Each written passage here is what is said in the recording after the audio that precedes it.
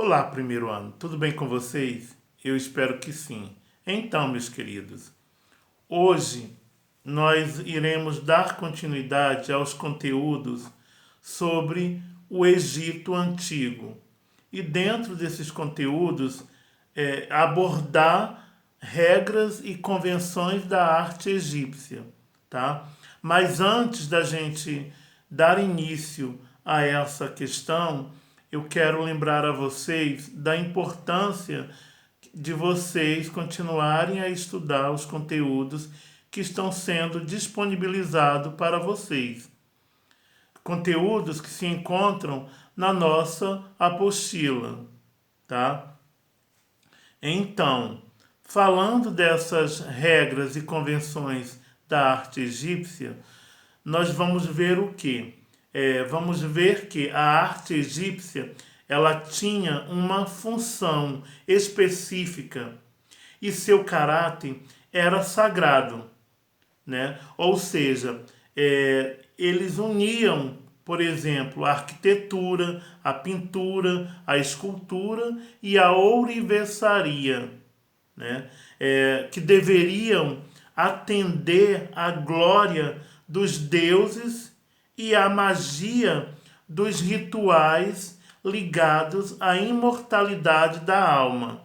Ou seja, tudo que o artista produzia no Antigo Egito estava ligado com essas questões religiosas, com essas questões sagradas para os povos antigos egípcios, né? Ou seja, para a sua imortalidade, para a imortalidade da alma, né?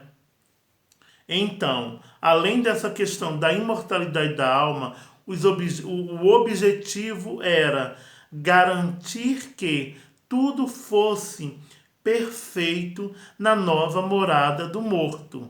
Ou seja, o grande líder, o grande monarca, ao falecer, ele deveria ser colocado na sua tumba, no seu caixão ou sarcófago, como era o mais comum na época, com os seus pertences, né? Eram colocados dentro dessas câmaras mortuárias, que são as famosas pirâmides. Eles eram colocados com os seus pertences valiosos.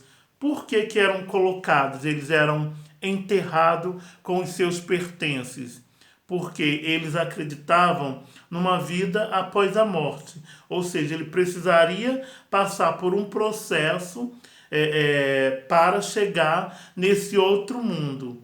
E quando chegasse nesse outro mundo, ele precisaria ter tudo que ele tinha aqui na Terra, quando ele vivia no seu reinado no Egito.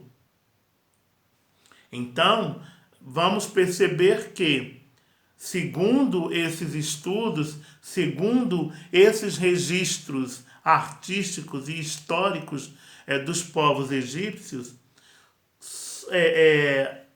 para se manter, para garantir essa vida após a morte, né? Esses rituais religiosos e sagrados, o indivíduo precisaria investir em vida, preparar tudo com antecedência, para quando chegasse esse momento da sua passagem, ou seja, quando ele perdesse o sopro da vida e viesse a morrer, né, a perecer, que ele chegasse no outro mundo e ele encontrasse tudo que ele tinha na terra, tá?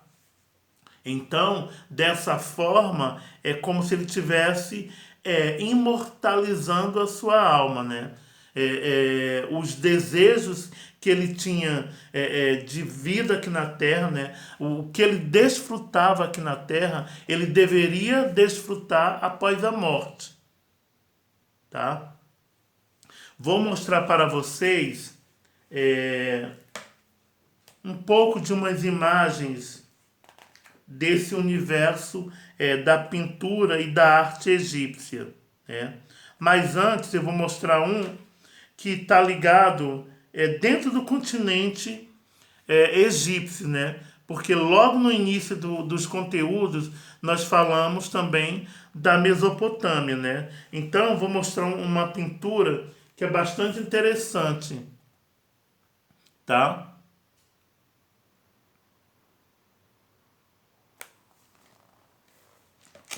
E agora eu vou mostrar para vocês imagens da arte, né, egípcia, registro dessa arte egípcia que é muito importante, que é discutida até os dias de hoje. Olha, observe bem a imagem, ó. Tá por esse ângulo aqui que eu acho que fica melhor, né? Observe bem essa imagem, né, de uma pintura egípcia. E do outro lado nós temos o quê? O famoso escriba, né? O famoso escriba, que eram pessoas que dominavam a escrita, que conhecia o alfabeto egípcio como ninguém. Eles eram preparados para isso. Os escribas eram pessoas muito importantes dentro da cultura egípcia, né? No Antigo Egito, os escribas eles tinham uma importância e função que ocupavam um lugar de destaque dentro desta sociedade egípcia, né? Pois eles eram conhecedores da escrita demótica, uma escrita antiga, e dos hierógrafos, que eram a escrita, né, egípcia, né? Que até os dias de hoje muitos estudiosos buscam descobrir, conhecer a fundo os hierógrafos. Inclusive, aqui no Rio de Janeiro, na Universidade Federal do Rio de Janeiro, no Fundão, eles estudam essa escrita egípcia. Tem na parte de história, eles vão estudar um pouco da escrita egípcia lá no Fundão. Então, a importância desses escribas era muito grande dentro da sociedade egípcia, né? Eram eles quem escreviam sobre a vida dos faraós, registravam a cobrança, né, dos impostos e copiavam textos sagrados. Ou seja, eles eram pessoas muito importantes dentro da sociedade egípcia, tá? Então, a arte egípcia, ela tem um papel muito importante, né? Muito valioso para os egípcios. Só que vai chegar um determinado momento que a partir, né, das convenções que foram estabelecidas por eles, egípcios, para a execução das pinturas e de esculturas também estejam relacionadas, né, estavam relacionadas com objetivos e com a natureza simbólica. Ou seja, os artistas tinham que trazer elementos simbólicos, elementos característicos que fossem reconhecíveis, né? Buscando alcançar então a essência das coisas, né? Ou seja, ele buscava essa essência dessas coisas e não a aparência transitória.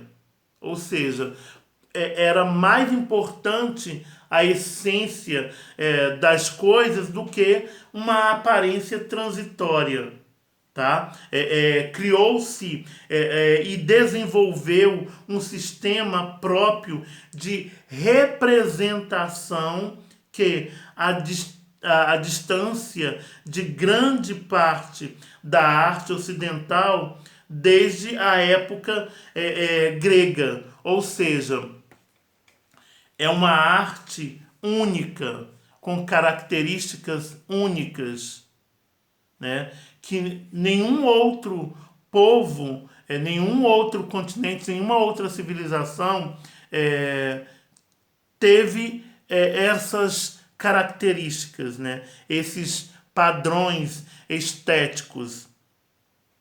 E aí nós vamos encontrar grandes esculturas em madeira, em pedra. E além disso, a importância que tem a questão das arquiteturas, né?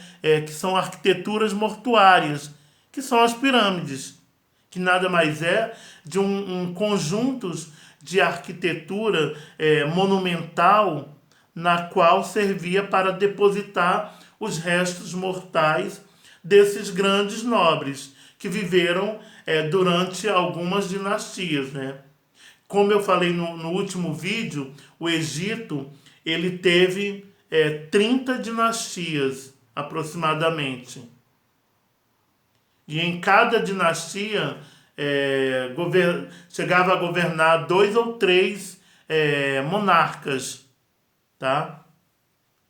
Meus queridos, eu espero que esse vídeo possa ser útil para vocês, né? Nesse momento